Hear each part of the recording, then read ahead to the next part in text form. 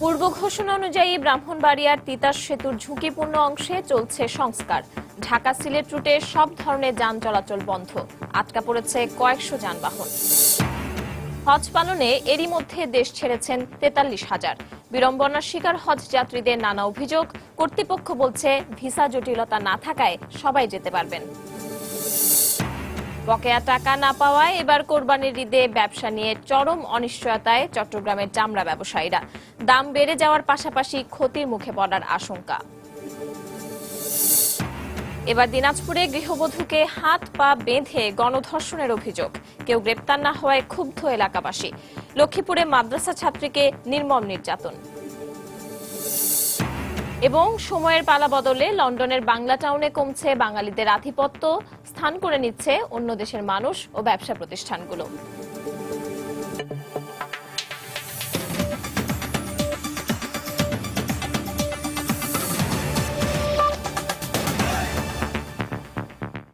সময় সংবাদের সঙ্গে আছে আমি পারমিতাহীন। পূর্ব ঘোষণা অনুযায়ী ব্রাহ্মণবাড়িয়ার সরাইলে তিতাস ব্রিজের ঝুঁকিপূর্ণ অংশে সংস্কার কাজ শুরু করায় ঢাকা সিলেট রুটে বন্ধ রয়েছে সব ধরনের যান চলাচল। সকাল ৬টা থেকে শুরু হওয়া এই সংস্কার কাজ রাত ১২টা নাগাদ শেষ হওয়ার কথা রয়েছে। বিকল্প সড়ক না থাকায় সেতুর দুপাশে আটকা পড়েছে কয়েকশো ভারী যানবাহন। উজ্জ্বল চক্রবর্তীর পাঠানো তথ্য ছবি নিয়ে ডেস্ক রিপোর্ট। ঢাকা সিলেট মহাসড়কের ব্রাহ্মণবাড়িয়া সরাইল উপজেলার শাহবাজপুর তিতাস নদীর উপর নির্মিত সেতুর মাঝখানের ২০ মিটার দীর্ঘ দুটি স্প্যান জরাজীর্ণ হওয়ায় সেতুটি ঝুঁকিপূর্ণ হয়ে পড়ে।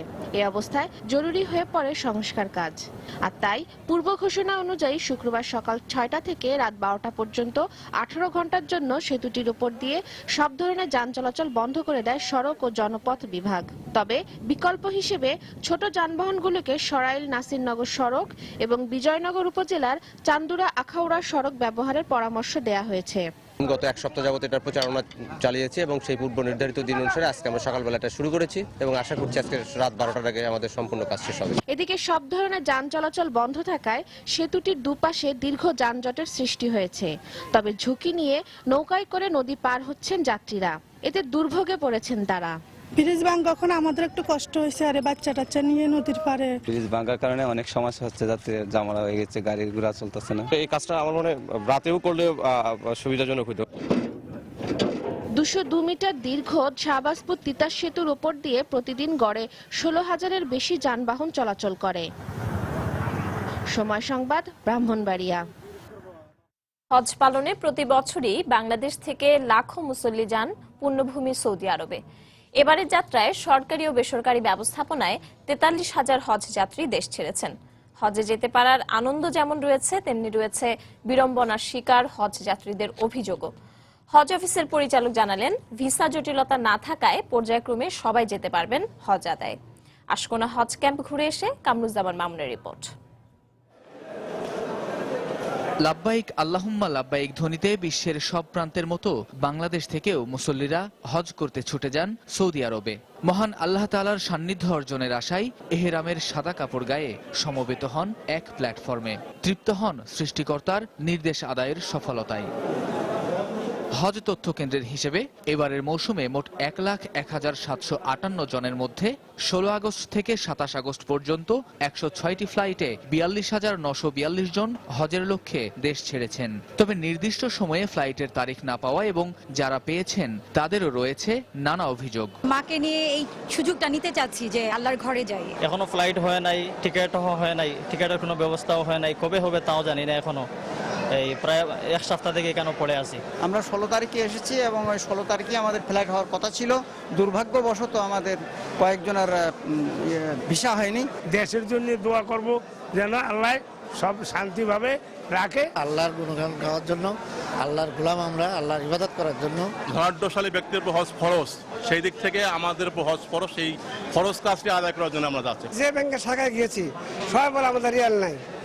শেষ পর্যন্ত সোনালী ব্যাংক শুধু আমাদের মাত্র ৫০০ রিয়াল দিয়েছেন, তারপরেও সেটা অনেক কষ্ট করে নেওয়া লাগছে। আর হজ অফিসের পরিচালক সমস্যাগুলো দ্রুত কাটিয়ে ওঠার কথা জানালেন। রিয়েলের বিষয়টা কিছুটা এমনি স্কারসিটি আছে, হঠাৎ করে অত্যধিক ফ্লাইট যে কয়েকটা শিডিউল হয়ে যায়, ওই সময় তাৎক্ষণিক দু এক সময় হয় যে ত্রুটি বিচ্যুতিগুলো ছিল সেইগুলি যাতে আর কোনো পুনরায় না ঘটে বা না হয় সেই বিষয়গুলির প্রতি আমরা দৃষ্টি রাখছি। 18 সেপ্টেম্বর এবারের মৌসুমের শেষ ফ্লাইট ছেড়ে যাওয়ার মাধ্যমে সমাপ্তি ঘটবে আনুষ্ঠানিক হজ যাত্রার। কামরুজ্জামান মামুন, সময় সংবাদ, ঢাকা।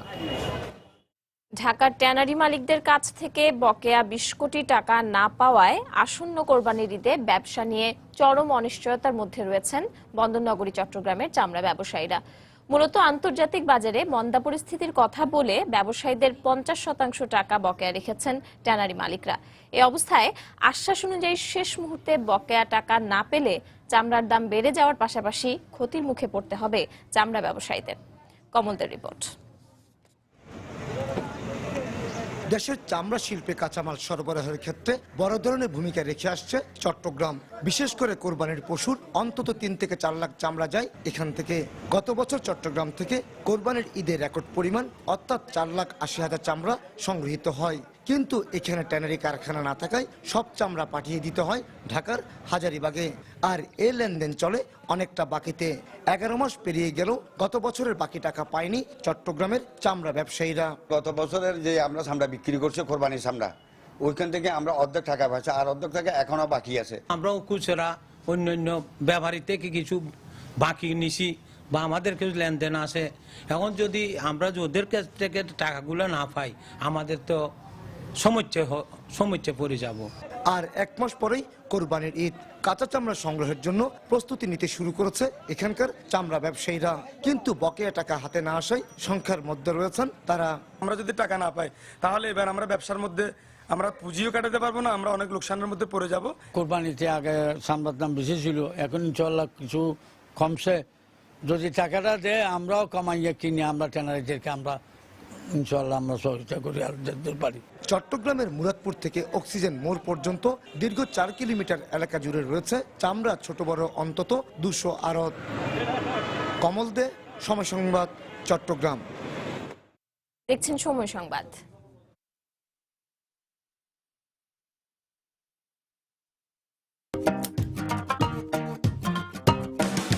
বেঁচে থাকো সোনামণি, বেঁচে থাকো জাদুমণি, বেঁচে থাকো সোনামণি, বেঁচে থাকো জাদুমণি, বেঁচে থাকো সোনামণি, বেঁচে থাকো জাদুমণি, বেঁচে থাকো সোনামণি, বেঁচে থাকো জাদুমণি, বেঁচে থাকো সোনামণি, বেঁচে থাকো জাদুমণি। সবার সাথে আজীবন 1 পয়সা প্রতি সেকেন্ড। এবার তোমার ফোন বেঁচে থাকবে আজীবন। এয়ারটেল, দেশের সেরা স্মার্টফোন নেটওয়ার্ক। নোয়াখালীতে সাবিনা ইয়াসমিন শিল্পী নামে এক গৃহবধূকে নির্যাতন করে হত্যার অভিযোগ উঠেছে তার শ্বশুরবাড়ির লোকজনের বিরুদ্ধে। গত বুধবার বেগমগঞ্জ উপজেলার চন্দ্রগঞ্জ গ্রামে এই ঘটনা ঘটে। স্বজনদের অভিযোগ, বিয়ের পর থেকে যৌতুকের জন্য শিল্পীর ওপর নির্যাতন চালাতো তার স্বামী মাকসুদ। এরই জের ধরে বুধবার মারধর করা হলে সে অসুস্থ হয়ে পড়ে। পরে তাকে নোয়াখালী জেনারেল হাসপাতালে ভর্তি করে তার শ্বশুরবাড়ির লোকজন। সেখানে চিকিৎসাধীন অবস্থায় শিল্পীর মৃত্যু হয়। খবর পেয়ে ময়নাতদন্তের জন্য লাশ হাসপাতালের মর্গে পাঠায় পুলিশ। তার শরীরে বিভিন্ন স্থানে আঘাতের চিহ্ন রয়েছে বলে জানিয়েছে চিকিৎসক। এদিকে ঘটনার পর থেকে শিল্পীর স্বামী ও শ্বশুরবাড়ির লোকজন পলাতক রয়েছে।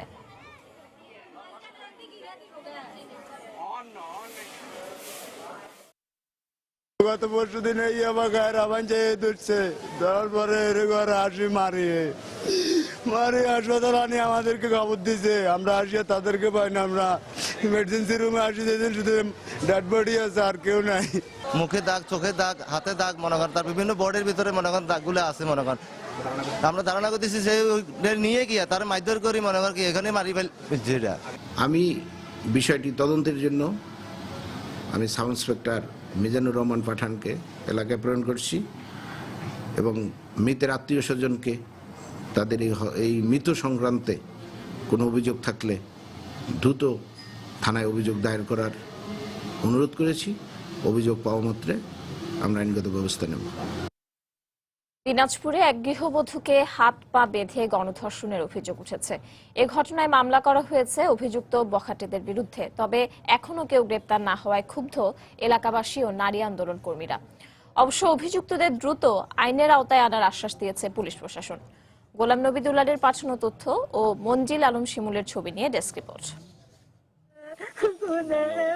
নির্যাতিতার স্বজনদের অভিযোগ, গত 25 আগস্ট সন্ধ্যায় চিরিরবন্দর উপজেলার ওই গৃহবধূকে বাড়ি থেকে জোরপূর্বক তুলে নিয়ে যায় স্থানীয় বখাটে শহীদুল, মঞ্জুরুল ও রকিবুল। এরপর বাড়ির পাশে একটি পুকুর পাড়ে নিয়ে হাত পা বেঁধে তাকে ধর্ষণ করা হয়। পরে তাকে একটি গাছের সঙ্গে বেঁধে রেখে পালিয়ে যায় বখাটেরা। খবর পেয়ে তাকে উদ্ধার করে দিনাজপুর মেডিকেল কলেজ হাসপাতালে ভর্তি করেন স্বজনরা।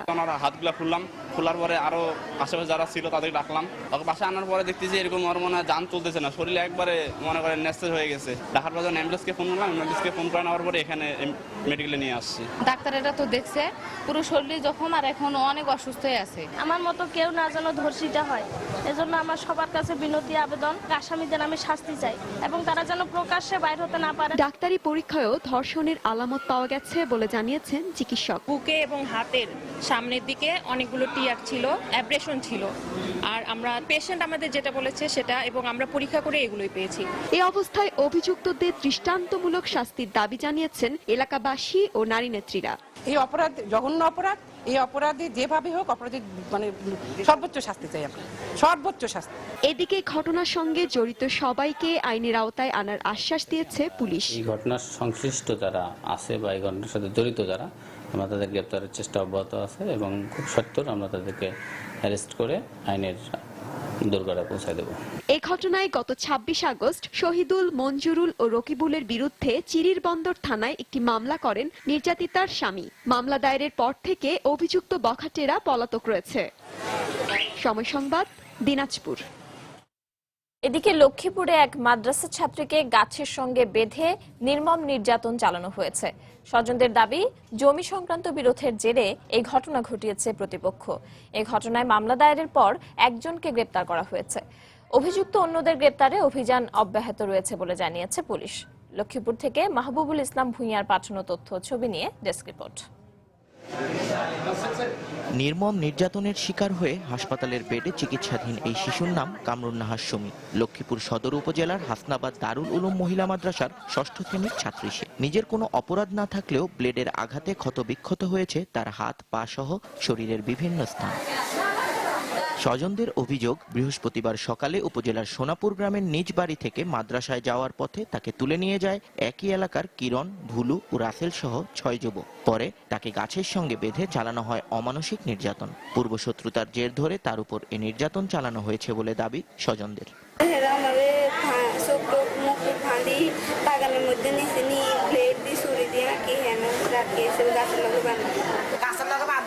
সারা ভিতরে বলি 2 ঘন্টা করে সিলেছে সিলে না ধরে দিয়ে হিন্দু বেড়া দেয় ডেঙ্গার ভিতরে তো রোড হলো যাচ্ছে ধরে দিয়ে হে করছে আরে স্কুল বেরিয়ে যাও আগে মেয়েটার বাদ হিংসা দিয়ে যায় 3 জন আসে সেনছে আর লগে যে 3 জন আসে সেই 3 জনের মুখ রসা আসছিল সেই 3 জন চিনি। এই ঘটনায় জড়িতদের দৃষ্টান্তমূলক শাস্তির দাবি জানিয়েছেন মাদ্রাসা সুপার। এরকম অপরাধযোগ্য নৃশংস যে আজকে এই ছাত্রীর উপর করা হয়েছে তার দৃষ্টান্তমূলক শাস্তি কামনা করি। এদিকে রাসেল নামে এক অভিযুক্তকে গ্রেফতার করেছে পুলিশ। সাথেটা ওর এক বান্ধবী ছিল, তার নাম হলো পপি। পপি না থাকলে হয়তো আর অন্য কোনো ঘটনা ঘটতে পারতো। ঘটনাস্থলে আমরা পরিদর্শন করে আসছি, হাসপাতালে মেয়েটাকে দেখে আসছি। তা আশা করি আইনগত যে পদ্ধতি আছে সেই ব্যবস্থা নেব। এ ঘটনায় বৃহস্পতিবার রাতে লক্ষ্মীপুর সদর থানায় 6 জনের বিরুদ্ধে একটি মামলা হয়েছে। সময় সংবাদ, লক্ষ্মীপুর। লক্ষ্মীপুরের তুচ্ছ ঘটনাকে কেন্দ্র করে সবুজ নামে এক ব্যবসায়ীকে হত্যা করেছে দুর্বৃত্তরা। এই ঘটনায় জড়িত সন্দেহে 6 জনকে গণপিটুনি দিয়ে পুলিশের সোপর্দ করেছে স্থানীয়রা। পুলিশ জানায়, গতকাল সকালে সদর উপজেলার চিলাদি গ্রামে জমি জমা সংক্রান্ত বিরোধ নিয়ে বেলালের সঙ্গে একই গ্রামের শরীয়তুল্লাহর ঝগড়া হয়। এ সময় উভয় পক্ষের মধ্যস্থতা করে প্রতিবেশী সবুজ। কিন্তু সন্ধ্যার পর আবার বেলাল ও তার সহযোগীরা শরীয়তুল্লাহর বাড়িতে হামলা করতে গেলে সবুজ তা জানিয়ে দেয়।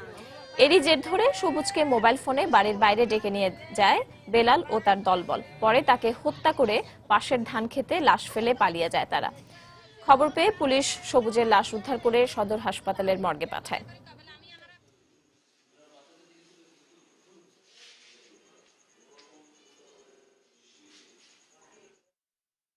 এলাকার জনগণ এবং চৌকিদার যারা ছিল তাদের সহযোগিতায় আমরা এই পর্যন্ত 6 জনকে, বেলাল সহ 6 জনকে আটক করতে সক্ষম হয়েছি এবং আটক বেলাল আমাদের কাছে বেশ তথ্য দিয়েছে এবং সে ঘটনা স্বীকার করে জানায় যে সে এই হত্যা সে নিজেই করছে।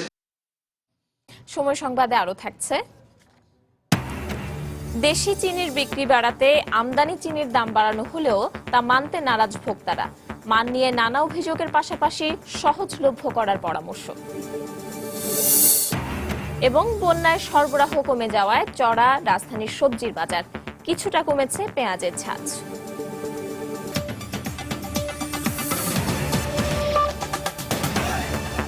সাবেক প্রধানমন্ত্রী ও জাতীয় পার্টির একাংশের চেয়ারম্যান কাজী জাফর আহমেদের প্রথম ও দ্বিতীয় নামাজে জানাজা অনুষ্ঠিত হয়েছে। সকাল 11টায় জাতীয় সংসদের দক্ষিণ প্লাজায় তার দ্বিতীয় জানাজা শুরু হয়। এতে অংশ নেন জাতীয় পার্টির একাংশের নেতাকর্মী সহ সর্বস্তরের জনগণ। এর আগে সকাল 8টার দিকে টঙ্গীতে বিশ্ব ইজতেমা ময়দানের উত্তর পাশের একটি মসজিদে তার প্রথম নামাজে জানাজা অনুষ্ঠিত হয়। এ সময় বিএনপির কেন্দ্রীয় কমিটির সদস্য ও সাবেক সংসদ সদস্য হাসান উদ্দিন সরকার সহ 20 দলীয় জোটের নেতাকর্মীরা অংশ নেন। এদিকে বাদজুমা জাতীয় মসজিদ বায়তুল মোকাররমে তৃতীয় নামাজে জানাজা হবে।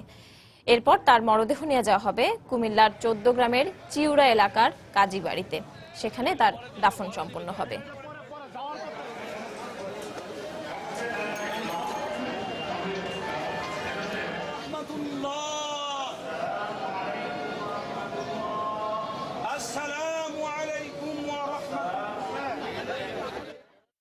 রাজনীতিতে জনাব কাজী জাফর একজন উজ্জ্বল নক্ষত্র ছিলেন। উনি ছাত্র জীবন থেকে শুরু করেই গণতন্ত্রের জন্য সংগ্রাম শুরু করেছিলেন এবং পাকিস্তান আমলের সেনা শাসক আইয়ুব খানের বিরুদ্ধে অন্যান্য ছাত্র নেতাদের সাথে নিয়ে এই দেশে অর্থাৎ বর্তমান বাংলাদেশে বিশেষ করে ঢাকায় দুর্বার গণ আন্দোলন গড়ে তোলেন। গেল কয়েক মাস ধরে দেশে চিনির দর স্থিতিশীল থাকলেও আমদানি চিনির ওপর 20% নিয়ন্ত্রণমূলক শুল্ক আরোপের কারণে বেড়ে গেছে চিনির দাম। দীর্ঘদিনের লোকসানে থাকা সরকারি মিলগুলো লোকসান কমাতে এই সিদ্ধান্তের কথা সরকারের তরফ থেকে বলা হলেও বাড়তি দামের বোঝা নিতে রাজি নয় ভোক্তারা।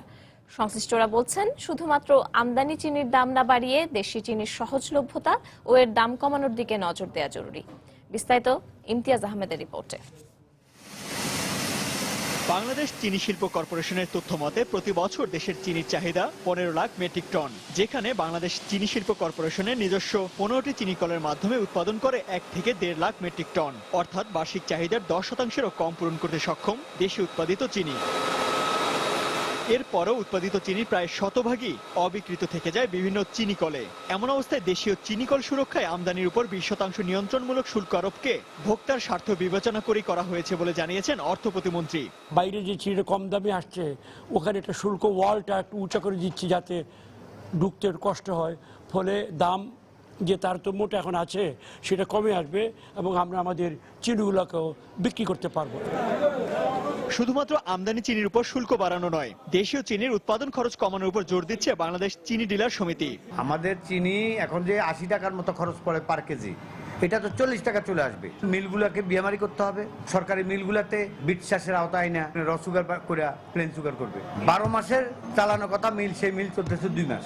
আগের থেকে যে চিনি রিফাইন করি এটাতে তো এত খরচ নাই, কিন্তু ওই যে 9 মাস বসে বসে বেতন দিচ্ছে, এই টাকাটা তো ওইটার সাথে ট্যাগ হচ্ছে। তবে আমদানি চিনির উপরে বাড়তি শুল্ক বৃদ্ধির সিদ্ধান্তকে স্বাগত জানিয়ে বাংলাদেশ চিনি ও খাদ্য শিল্প কর্পোরেশন বলছে, এর ফলে দেশি ও আমদানি চিনির বাজার মূল্যে ভারসাম্য তৈরি হবে। সারা বছর যাতে মানুষগুলোকে কাজে লাগানো যায়, প্রতিটি জায়গা যেন কাজে লাগানো যায়, সেই উদ্যোগ নিয়ে আমরা কাজ করছি। আজকে যদি এই চিনি শিল্প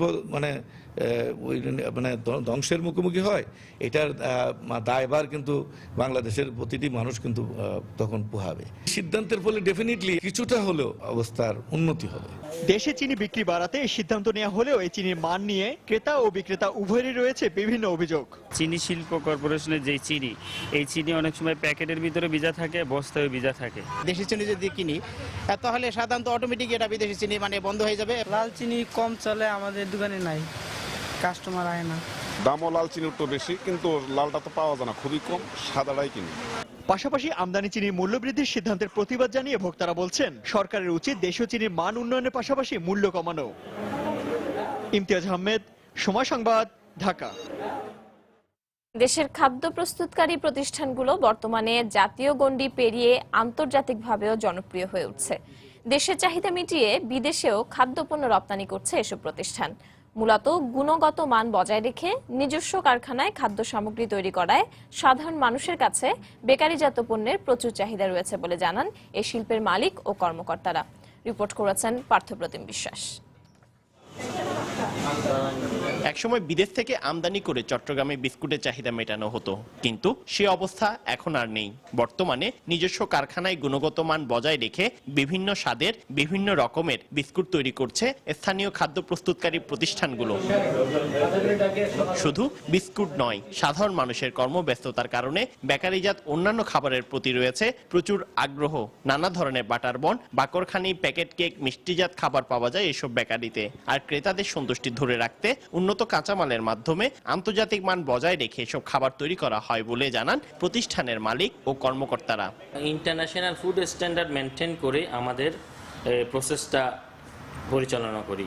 এক্ষেত্রে আমরা কখনো কোনো ধরনের কম্প্রোমাইজ করি না। বেলা বিস্কিটটা আমাদের খুব নাম করা, আমরা খুব যত্ন নিয়ে এই জিনিসটা আমরা তৈরি করি। আর স্বল্প মূল্যে উন্নত মানের খাদ্য সামগ্রী পাওয়া যায় বলে সব বয়সী লোকজনের কাছে এসব খাবারের প্রচুর চাহিদা রয়েছে। ফ্যামিলি পরিবার সবাই এখানে আসে। এই বিস্কিট, বন, পিজা সবগুলাই ভালো, মোটামুটি এখানে সবগুলাই ভালো। বিস্কিটটা আমাদের জন্য তো আমি নিজে এখান থেকে বিস্কিট নিয়ে যাই।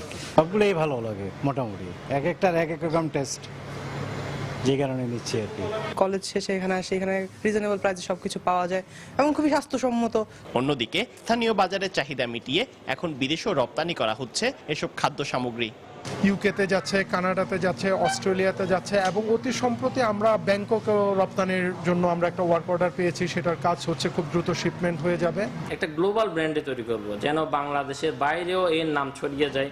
বাংলাদেশের বাইরে প্রবাসীরা যেন গর্বভরে বলতে পারে যে বনফুল বাংলাদেশের একটি প্রতিষ্ঠান। বর্তমানে নগরীতে 8 থেকে 10টি ছোট বড় বেকারি রয়েছে। তবে কাঁচামাল আমদানি সহ এই শিল্পের উন্নয়নের জন্য সরকারের আরো সহযোগিতার প্রত্যাশা করেন মালিকরা। পার্থপ্রতিম বিশ্বাস, সময় সংবাদ, চট্টগ্রাম। রাজধানীতে চড়া সবজির বাজার। বিক্রেতারা বলছেন দেশের বিভিন্ন অঞ্চলে বন্যার কারণে সবজির সরবরাহ কমে যাওয়ায় দাম বেড়েছে। এদিকে অন্যান্য মাছের দর কিছুটা স্থিতিশীল থাকলেও এখনো চড়া দামে বিক্রি হচ্ছে ইলিশ। তবে গেল কয়েকদিনের তুলনায় কিছুটা কমেছে পেঁয়াজের ঝাঁজ। রাজধানীর মহাখালী বাজার ঘুরে বিস্তারিত জানাচ্ছেন মোস্তফা মাহবুব। শুক্রবারের বাজারে এমনিতেই সবজির দাম কেজিতে 4-5 টাকা বেড়ে যায়। এর ওপর উত্তরাঞ্চল সহ বেশ কিছু স্থানে বন্যার কারণে সবজির সরবরাহ কিছুটা কমে যাওয়ায় দাম বেড়েছে প্রায় প্রতিটি সবজির। বেগুন, করলা, কাঁকরোল সহ প্রায় সব সবজির দাম 60 থেকে 80 টাকার মধ্যে। বাড়তি দামের কারণে বিক্রি কমে যাওয়ায় বিপাকে পড়েছেন বিক্রেতারা। নর্মালি থেকে প্রায় প্রতিটাতে 5 থেকে 10 টাকা করে কেজি বেশি আছে। সবসময় যে রেগুলার তার থেকে 5-10 টাকা করে কেজিতে বেশি। প্রচুর দাম বেশি। এই যে পটল ধরেন 50 টাকা করে নিতাম, সেখানে এখন 60 টাকা করে। পটল বেচতে আছে 60 টাকা করে। তারপরে মরিচ হলে 200 টাকা কেজি। বৃষ্টির কারণে বেটাকে খেত গেছে নষ্ট হয়ে যায়। খেত নষ্ট হয়ে যাওয়ার পরে কাম বাজার মাল আনতে আনতে দাম প্রচুর বেশি হয়ে যায়। তবে উত্তাপ কিছুটা কমেছে পেঁয়াজের বাজারে। কেজি প্রতি মানভেদে 5 থেকে 10 টাকা কমেছে পেঁয়াজের দাম। আর ক্রয় সীমার মধ্যেই রয়েছে আলু ও আদা। দেশি পেঁয়াজ ছিল 85 টাকা কেজি, 90 থেকে 85, এখন 80 টাকা কেজি। আর ইন্ডিয়ান পেঁয়াজটা 90 টাকা কেজি, ওটা 100 টাকা ছিল, এখন কমছে। এ বাজারে মাছের দর স্থিতিশীল আছে বলে জানিয়েছেন ক্রেতা বিক্রেতারা। এখানে চাষের কই 180, পাঙ্গাস 130, তেলাপিয়া 150 টাকায় পাওয়া যাচ্ছে। তবে দাম কমেনি ইলিশের। 8 থেকে 900 গ্রামের একটি ইলিশ বিক্রি হচ্ছে 1100 থেকে 1200 টাকায়। মাছই নাই, ইলিশ নাই পাওয়া, মারামারি মাছ ইলিশ মাছ। কই মাছ আপনার আগে ছিল, গেল সপ্তাহ 180 ছিল, এই সপ্তাহ 180 টাকা বিক্রি হতেছে। মাছের আগের চেয়ে একটু কম আছে। ওরা যেটা বলতেছে আমার মনে হয় যে কিছুটা যুক্তিযুক্ত, কারণ মাছের দাম তুলনামূলকভাবে একটু কমছে। আমার মনে হলো আগের মতোই আছে, আর 5-10 টাকা কমলে অবশ্য বোঝা যায় না। বাজারে প্রতিহালি মুরগির ডিম 36 টাকা, হাঁসের ডিম 40 এবং ব্রয়লার মুরগি 160 টাকায় পাওয়া যাচ্ছে। এছাড়া গরু ও খাসির মাংস বিক্রি হচ্ছে আগের দামেই। মোস্তফা মাহবুব, সময় সংবাদ, ঢাকা। ব্রহ্মপুত্র, তিস্তা সহ গাইবান্ধার সবগুলো নদ নদীর পানি কমলেও করতোয়ার পানি এখনো বিপদসীমার উপর দিয়ে প্রবাহিত হচ্ছে। নতুন করে প্লাবিত হয়েছে বেশ কিছু অঞ্চল। এছাড়া উন্নতি হয়েছে দেশের সার্বিক বন্যা পরিস্থিতির। গাইবান্ধায় গোবিন্দগঞ্জের দুর্গাপুর ও বালুয়ার করতোয়া এবং বাঙালি নদীর পানির প্রবল চাপে নতুন করে প্লাবিত হয়েছে আরও অন্তত 30টি গ্রাম।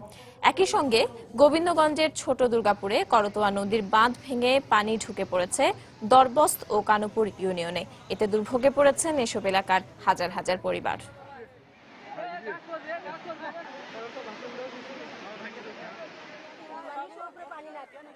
শরীয়তপুরে পানি বৃদ্ধি অব্যাহত রয়েছে পদ্মা সহ অন্যান্য নদ নদীর। নতুন করে প্লাবিত হয়েছে কেদারপুর ও ঘড়িশা ইউনিয়নের বিস্তীর্ণ এলাকা।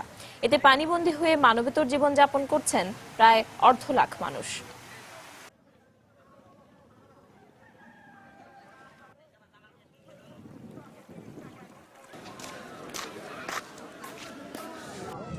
এদিকে সিরাজগঞ্জে বন্যার পানি কমার সঙ্গে সঙ্গে দেখা দিয়েছে নানা সমস্যা। এলাকায় খাবার সংকটের পাশাপাশি রয়েছে বিশুদ্ধ খাবার পানির তীব্র সংকট। জেলা প্রশাসনের পক্ষ থেকে ত্রাণ তৎপরতা শুরু হলেও এখনো তা পৌঁছায়নি দুর্গম এলাকায়।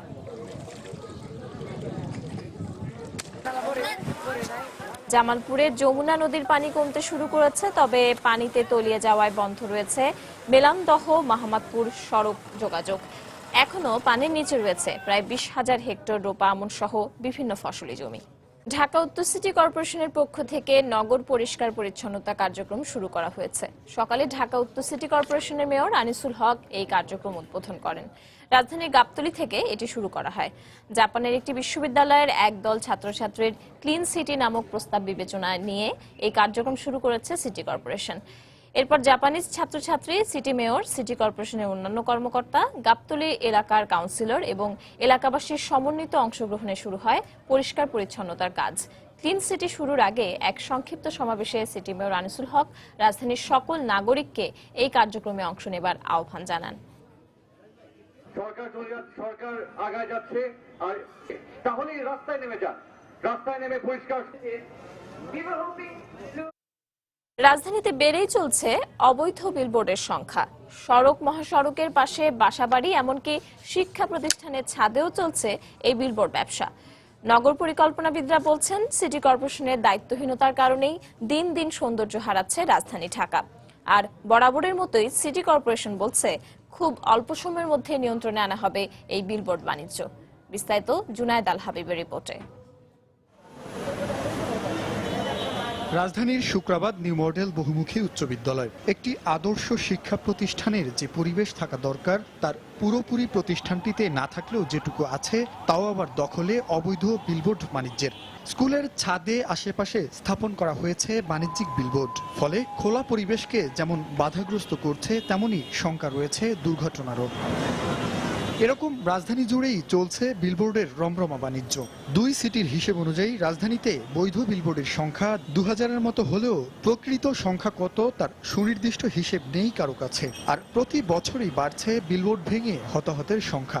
সাধারণ মানুষ বলছে, একটি সুন্দর নগরী গঠনের অন্যতম বাধা এই বিশৃঙ্খল বিলবোর্ড। চারিদিক থেকে এমন ভাবে বিলবোর্ডগুলো ছড়িয়ে আছে যে আকাশ দেখা একটা মুশকিল হয়ে পড়ছে। গাছগাছালি যেটা থাকা উচিত, এটা বিলবোর্ডে সবকিছু ঢেকে গেছে। জোরে তুফানে বিলবোর্ডগুলো ভেঙে পড়ে যাচ্ছে, সাধারণ মানুষ ক্ষতিগ্রস্ত হচ্ছে। সাপোজ একটা ইনসিডেন্ট ঘটেছে, সেই কারণে এখন উচ্ছেদ হবে, আবার যখন সবকিছু ঠিক হয়ে যাবে স্বাভাবিকভাবে আবার চলতে থাকবে। নগর পরিকল্পনাবিদরা বলছেন, বিলবোর্ড অপসারণ, নিয়ন্ত্রণ আর অনুমোদনের পুরো ক্ষমতা সিটি কর্পোরেশনের হাতে থাকার পরও তাদের দায়িত্ব অবহেলার কারণে নিয়ন্ত্রণে আনা যাচ্ছে না এসব বিলবোর্ড। নিয়মিত আহত নিহত হওয়ার ঘটনা হওয়া সত্ত্বেও দায় দায়িত্ব নেওয়ার ক্ষেত্রে একমাত্র প্রতিষ্ঠান সিটি কর্পোরেশনের নির্বিকার থাকার কারণে আজকে এটি একটি অবৈধ ব্যবসায় পরিণত হয়েছে। এদিকে নির্বাচিত মেয়ররা দায়িত্ব নেওয়ার পর 2015-16 অর্থ বছরে নবায়ন করা হয়নি কোনো বিলবোর্ড ইজারা। সেই হিসেবে এখন রাজধানীর সব বিলবোর্ডই অবৈধ। খুব অল্প সময়ের মধ্যে এসব বিলবোর্ড শৃঙ্খলায় আসবে বলে দাবি সিটি কর্পোরেশনের এই 2 কর্মকর্তার। এটা হাত দিয়ে নাড়া দিলে পড়ে যায় না। যতই চেষ্টা করা যাক 2-3টার বেশি ডেলি করা সম্ভব হয় না। আমরা চেষ্টা করছি কি প্রক্রিয়ায় কত তাড়াতাড়ি এগুলোকে অবসান করা সম্ভব হয়? এটা তো রাতারাতি আপনি জাদুর কাঠি দিয়ে সরাই ফেলতে পারবেন না, আপনাকে একটা তো উদ্যোগ নিয়ে করতে হবে। আমরা কিন্তু করছি, যেভাবে হোক অবৈধ উচ্ছেদ করতেই হবে, অবৈধটা চলতে পারে না। শুধু অনুমোদনের ভিত্তিতে বৈধ অবৈধ নির্বাচন নয়, দৃষ্টিকটু বিলবোর্ডগুলোকেও অবৈধ হিসেবে চিহ্নিত করা উচিত বলে মনে করেন বিশ্লেষকরা। জুনায়েদ আল হাবিব, সময় সংবাদ, ঢাকা। বাংলা টাউন নামে খ্যাত ব্রিটেনের সবচেয়ে বেশি বাংলাদেশি অধ্যুষিত এলাকা ব্রিকলেন। তবে সময়ের পালাবদলে এই বাংলা টাউনে কমছে বাঙালিদের আধিপত্য, আর স্থান করে নিচ্ছে অন্য দেশের মানুষ ও ব্যবসা প্রতিষ্ঠানগুলো। তানভীর হাসানের ক্যামেরায় বিস্তারিত জানাচ্ছেন লন্ডন প্রতিনিধি শোয়েব কবির। সেন্ট্রাল লন্ডনের একেবারে কাছে ব্রিকলেন, এখান থেকেই বাংলা টাউনে শুরু। এখানকার সড়কগুলোর নামও ইংরেজির পাশাপাশি বাংলায় লেখা। কারে ক্যাপিটাল খ্যাত ব্রিকলেনের বাংলাদেশি মালিকানাধীন রেস্টুরেন্টগুলোর খাবার খেতে এখনো এই এলাকাতে মানুষের ভিড় জমে সবসময়। Show me the shop which sells the hottest chili pakora in the world, and she's trying to put me to the test. Okay, yeah, we had a look at lots of other curry houses down here, and this one looked really nice, and it was fantastic. The Naga curry was lovely. This tandoori is fantastic. Very pleased with it. কিন্তু এই বাংলা টাউনে বাংলাদেশিদের আধিপত্য থাকলেও এখন ধীরে ধীরে তা কমছে। বাংলাদেশিদের রেস্টুরেন্ট সহ ব্যবসা প্রতিষ্ঠানগুলো হাত বদল হয়ে চলে যাচ্ছে ভিনদেশিদের কাছে। এখন দিন দিন কমে যাচ্ছে। কমে যাওয়ার মেইন জিনিসটা হলো বাঙালি ব্যবসা আমরা তুলে ধরতে পারতেছি না আগের মতো। আগে যেভাবে ছিল ওইভাবে কাস্টমার পাইতেছি না। সেকেন্ড জিনিস হলো কি মানে কাস্টমারের চাহিদাও কমে গেছে। মূলত ব্যবসায়িক মন্দার কারণে ব্রিকলেনের বাংলাদেশি মালিকানাধীন রেস্টুরেন্টগুলো একে একে বন্ধ হয়ে যাচ্ছে। এই অবস্থা চলতে থাকলে আগামীতে বাংলা টাউন স্বীকৃতি নিয়ে সমস্যা দেখা দেবে বলে মনে করেন ব্যবসায়ীরা। যেরূপ এইখানে খাবার অবস্থা চলছে, এইরূপ চলতে থাকলে এইখানে দুনিয়ার সবাই জানে এটা সেকেন্ড সিটি অফ বাংলাদেশ, মানে ক্যাপিটাল, বাংলাদেশের ক্যাপিটাল। এটা কিন্তু থাকবে না এইরূপ চললে। এখানে আর বাংলাদেশের নাম থাকবে না, বাংলা টাউন থাকবে না। তবে স্থানীয় কাউন্সিলের সাথে এক হয়ে এই বাংলা টাউনকে রক্ষায় নানা কর্মসূচি নেওয়া হচ্ছে বলে জানালেন ব্যবসায়ী এই নেতা। ইদানিং আমরা নিছি ইনিশিয়েটিভ, যেটা জন বিক্স মেয়রের সঙ্গে, যে এখানে টাউন ম্যানেজমেন্টের আন্ডারে বাংলা টাউনকে নেওয়া হবে এবং এটাকে অ্যাডভার্টাইজ এবং আরো ডিফারেন্ট হেল্প এবং যতটুকু কাউন্সিলের করার দরকার কাউন্সিল ম্যানেজমেন্ট নিয়ে এটা করতে চেষ্টা করতেছে। এই জন্য বোথ সাইডে gate and other things Bangla টাউনের বোথ সাইডে গেটও দেওয়ার চেষ্টা করতেছে। এই অবস্থায় বাংলা টাউনের ঐতিহ্য ধরে রাখতে ব্রিটেনের বেড়ে ওঠা বাংলাদেশের তৃতীয় প্রজন্মকে ব্যবসায় নতুনত্ব নিয়ে এগিয়ে আসা প্রয়োজন বলে মনে করেন কমিউনিটির অনেকে। বাঙালিদের ঐতিহ্য ধরে রাখতে হলে ব্রিকলেনে আমাদের তৃতীয় প্রজন্মের ভবিষ্যৎ প্রজন্ম যারা, তারা এগিয়ে আসতে হবে এবং ব্যবসাতে নতুনত্ব নিয়ে তারা যদি এগিয়ে আসে তাহলেই আমাদের কিছুটা হলেও আমাদের ঐতিহ্য ধরে রাখা সম্ভব। বাংলা টাউনে বিত্তশালী মানুষের ভিড় বাড়ছে, সেই সাথে বাড়ছে বাড়ির দাম ও ভাড়া। ফলে যেসব মানুষ বহুদিন ধরে এখানে বসবাস করেছে তারাও অন্য এলাকায় চলে যেতে বাধ্য হচ্ছেন। শোয়েব কবির, সময় সংবাদ, লন্ডন। মাদারীপুরে এক স্বর্ণ ব্যবসায়ীর বাড়ি ও দোকানে ডাকাতির ঘটনা ঘটেছে। এ সময় ডাকাতের হামলায় আহত হয়েছেন 4 জন। ক্ষতিগ্রস্তরা জানান, গতরাতে কালকিনি উপজেলার ভুরঘাটা বাস স্ট্যান্ড এলাকায় স্বর্ণ ব্যবসায়ী নিমাই কর্মকারের বাড়িতে র‍্যাব পরিচয়ে 6-7 জন কালো পোশাকধারী দুর্বৃত্ত প্রবেশ করে। এ সময় অস্ত্রের মুখে বাড়ির লোকজনকে জিম্মি করে 50 ভরি স্বর্ণালংকার সহ মোবাইল ফোন লুট করে তারা। পরে ব্যবসায়ী নিমাই ও তার ভাই গৌতমকে মারধর করে দোকানে নিয়ে সেখান থেকে আরো 15 ভরি স্বর্ণালংকার লুট করে নেয়। পরে নিমাই ও গৌতমকে তুলে নিয়ে উপজেলার ঘটকচর এলাকায় ফেলে যায় তারা। খবর পেয়ে ঘটনাস্থল থেকে তাদেরকে উদ্ধার করা হয়। তবে এ ব্যাপারে ক্যামেরার সামনে কথা বলতে রাজি হয়নি পুলিশ।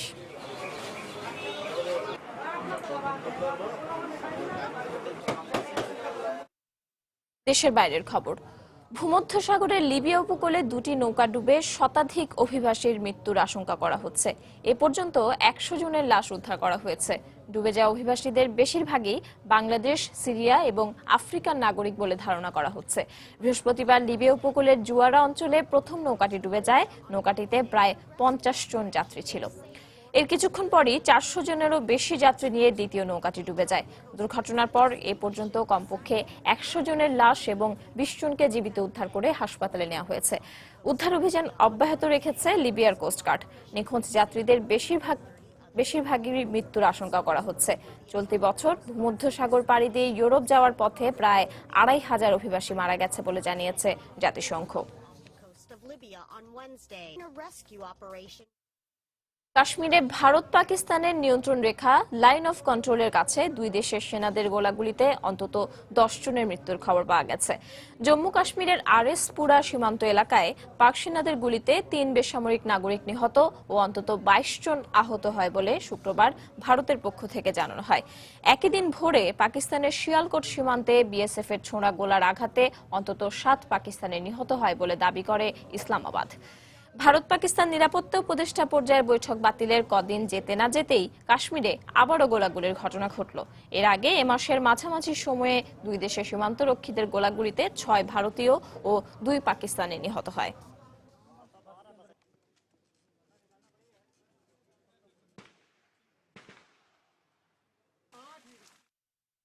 খেলার খবর। সাফ অনূর্ধ্ব ১৯ ফুটবল চ্যাম্পিয়নশিপের খবর। পেনাল্টিতে হেরে স্বপ্নভঙ্গ হল বাংলাদেশের যুবাদের। সেমিফাইনালে বাংলাদেশকে ৪-৩ ব্যবধানে হারিয়ে ফাইনালের টিকিট নিশ্চিত করেছে ভারত। এর আগে নির্ধারিত সময়ের খেলা গোলশূন্য শেষ হয়। নেপালের আনফা কমপ্লেক্সে ভারতের বিপক্ষে শুরু থেকেই এদিন বেশ আক্রমণাত্মক খেলতে থাকে সাইফুল বারী টিটুর দল। গোলের বেশ কিছু সুযোগও সৃষ্টি করেছিল রাব্বি রোহিতরা, তবে ভারতের ডিফেন্সে ফাটল ধরাতে পারেনি বাংলার যুবারা। এতে গোলশূন্য অবস্থায় শেষ হয় প্রথমার্ধ। দ্বিতীয়ার্ধেও দু দলের আক্রমণ পাল্টা আক্রমণে জমে ওঠে খেলা। ভারতের স্ট্রাইকাররা গোলের সহজ কিছু সুযোগ হারালে গোলশূন্য অবস্থায় শেষ হয় নির্ধারিত ৯০ মিনিটের খেলা। এরপর পেনাল্টি শুট আউটে নিজেদের প্রথম শট মিস করে ভারত, কিন্তু এরপরেও সেই সুবিধা কাজে লাগাতে পারেনি লাল সবুজের প্রতিনিধিরা। প্রথম ৫ শটে দু দলই ৩টি করে গোল করে।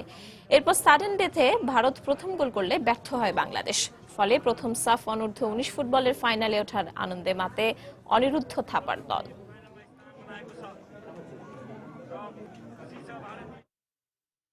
ক্রিস্টিয়ানো রোনালদো ও লুইস সুয়ারেজকে পেছনে ফেলে ২০১৪-১৫ মৌসুমের উয়েফার বর্ষসেরা ফুটবলারের পুরস্কার জিতলেন লিওনেল মেসি। ফ্রান্সের মোনাকোতে উয়েফা চ্যাম্পিয়ন্স লিগের ২০১৫-১৬ মৌসুমের গ্রুপ পর্বের ড্র অনুষ্ঠানে মেসির হাতে তুলে দেওয়া হয় এই পুরস্কার। উয়েফার বর্ষসেরা ফুটবলারের শীর্ষ ৩ তালিকায় মেসির সঙ্গে ছিলেন তার ক্লাবটি শিরোপা জিতিয়েছেন আর্জেন্টাইন জাদুকর মেসি। শেষ পর্যন্ত সাংবাদিকদের ভোটে একমাত্র ফুটবলার হিসেবে দ্বিতীয়বারের মতো এ পর্যায়ে শীর্ষ সংবাদ জানিয়ে দিচ্ছে আরেকবার। পূর্ব ঘোষণা অনুযায়ী ব্রাহ্মণবাড়িয়ায় তিতাস সেতুর ঝুঁকিপূর্ণ অংশে চলছে সংস্কার। ঢাকা সিলেট রুটে সব ধরনের যান চলাচল বন্ধ, আটকা পড়েছে কয়েকশো যানবাহন। হজ পালনে এরই মধ্যে দেশ ছেড়েছেন ৪৩,০০০ মুসল্লি। বিড়ম্বনার শিকার হজ যাত্রীদের নানা অভিযোগ। কর্তৃপক্ষ বলছে ভিসা জটিলতা কেটে যাওয়ায় যেতে পারবেন সবাই। বকেয়া টাকা না পাওয়ায় এবার কোরবানির ঈদে ব্যবসা নিয়ে চরম অনিশ্চয়তায় চট্টগ্রামের চামড়া ব্যবসায়ীরা। দাম বেড়ে যাওয়ার পাশাপাশি ক্ষতির মুখে পড়ার আশঙ্কা। এবার দিনাজপুরে গৃহবধূকে হাত পা বেঁধে গণধর্ষণের অভিযোগ। কেউ গ্রেপ্তার না হওয়ায় ক্ষুব্ধ এলাকাবাসী। লক্ষ্মীপুরে মাদ্রাসা ছাত্রীকে নির্মম নির্যাতন। এবং সময়ের পালাবদলে লন্ডনের বাংলা টাউনে কমছে বাঙালিদের আধিপত্য। স্থান করে নিচ্ছে অন্য দেশের মানুষ ও ব্যবসা প্রতিষ্ঠানগুলো। দর্শক, এই ছিল এখনকার মতো। যে কোনো খবর পেতে ভিজিট করুন সময়নিউজ.টিভি। যে কোনো বাংলা লিংক রবিও সিটিসেল নম্বর থেকে সময় সংবাদের খবর, অনুষ্ঠান সম্পর্কে জানতে এবং যে কোনো তথ্য সময় সংবাদকে জানাতে ডায়াল করুন 16242 নম্বরে। এছাড়া এইমাত্র পাওয়া খবর আপনার মোবাইলে পেতে SMS করুন। স্টার্ট স্পেস SN লিখে পাঠিয়ে দিন 16242 নম্বরে। সঙ্গে থাকুন সময়।